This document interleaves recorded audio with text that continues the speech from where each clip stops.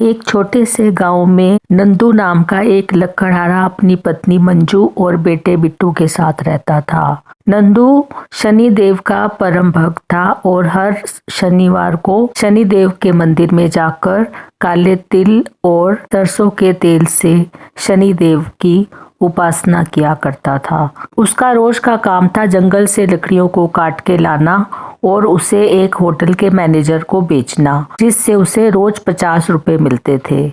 जब वह 50 रुपए लेकर घर आता था तो उसकी पत्नी मंजू हमेशा उसे यही कहती थी कि 50 रुपए में घर का किराया और घर का खर्च चलाना बहुत ही मुश्किल है।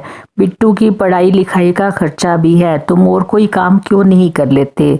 तब नंदू बोलता था कि मैं लकड़हारा का बेटा हूँ तो यही काम कर सकता हूँ और कोई काम मुझे नहीं आता।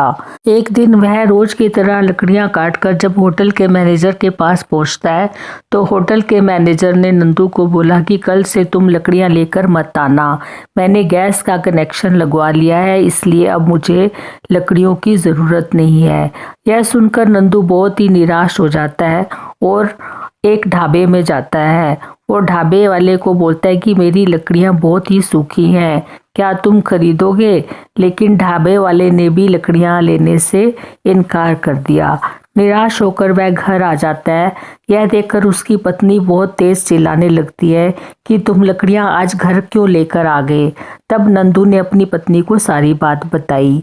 नंदू ने कहा कि तुम चिंता मत करो, शनिदेव सब ठीक कर देंगे। तब उसकी पत्नी और जोर से चिल्लाने लगे कि सबसे पहले तुम अपने शनिदेव की पूजा आराधना करना बंद करो, तुम्हारे शनिदेव ने दिया ही क्या है। यह सुनकर नंदू ने कहा कि तुम चिंता मत करो, मैं कुछ ना कुछ करके पैसे जरूर लेकर आऊंगा।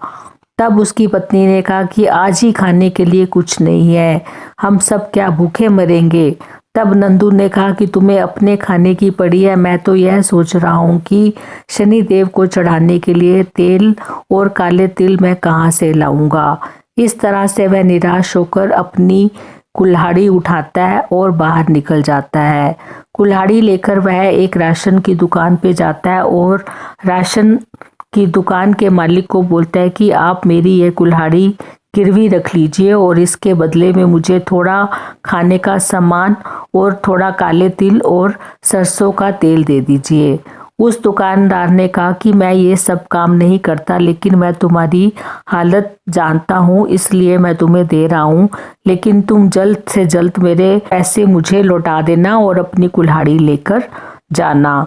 तब नंदू ने उसे आश्वासन दिया कि वह जल्द ही पूरा कर्ज चुकता कर देगा। तिल और तेल लेकर वह सीधा शनि देव के मंदिर में पहुंचता है और भगवान शनि से प्रार्थना करता है कि आप मेरी मदद कीजिए, मैं बहुत मुसीबत में हूँ। यह सुनकर शनिदेव साक्षात रूप में नंदू के सामने प्रकट होते हैं और बोलते हैं कि मैं तुम्हारी भक्ति से बहुत प्रसन्न हूँ।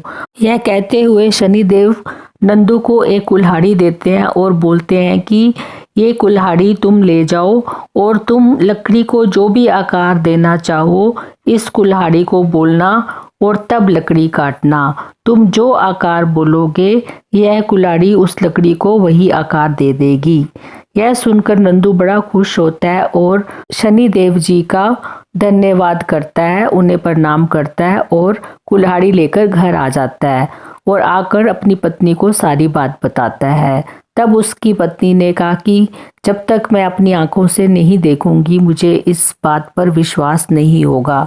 तब नंदू अपनी पत्नी को लेकर लकड़ी के बंडल के पास जाता है और एक लकड़ी को काटते हुए बोलता है कि तुम इस लकड़ी को कुर्सी का आकार दे दो। ऐसे ही वह लकड़ी कुल्हाड़ी से टच करती है, बहुत तेज रोशनी होती है और वह लकड़ी एक बहुत सुंदर कुर्सी का रूप ले लेती है। इस तरह से नंदू जो भी आकार देने के लिए कुल्हाड़ी को बोलता है, लकड़ी उसी आकार में फर्नीचर बनाने लगती है। देखते ही देखते नंदू का फर्नीचर का काम बहुत ही अच्छा चलने लगता है और नंदू के दिन बदल जाते हैं और वह बहुत अमीर हो जाता है। लेकिन वह अपनी पूजा पाठ उसी तरह से करता रहता है जैसे वो पहले करता था।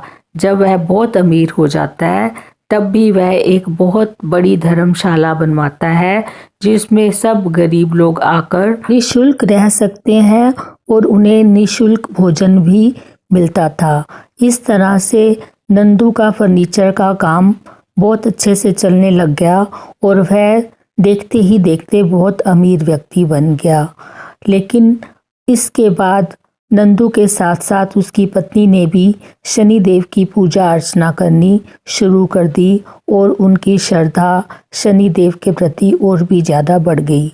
तो इस तरह से वह हर शनिवार को जाकर शनिदेव के मंदिर में सरसों के तेल का दिया जलाने लगे और काले तिल से शनिदेव जी की पूजा अर्चना करने लगे।